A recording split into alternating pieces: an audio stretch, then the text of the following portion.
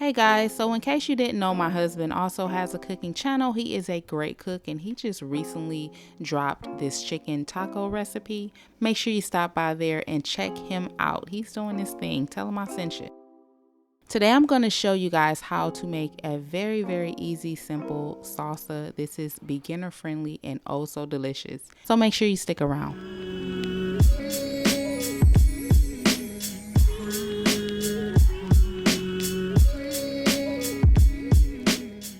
As I said, this is easy, simple, delicious, beginner friendly. Anybody could do this.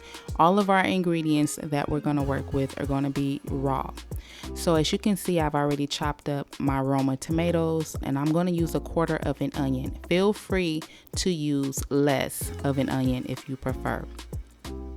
I'm also going to go in with a few green onions and a jalapeno. Make sure you take the seeds out or your salsa will be very spicy.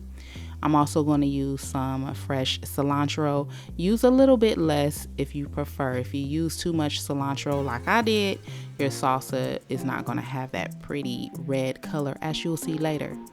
So here are my spread of ingredients that I've already chopped up. I'm also going to use some sea salt and some minced garlic. You can use fresh.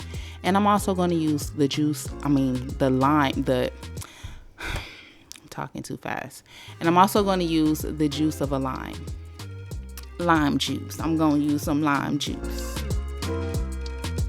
So you can use a blender if you like and just pulse the ingredients, or if your blender has a food chop salsa feature on it, you can use that, or you can use a food processor.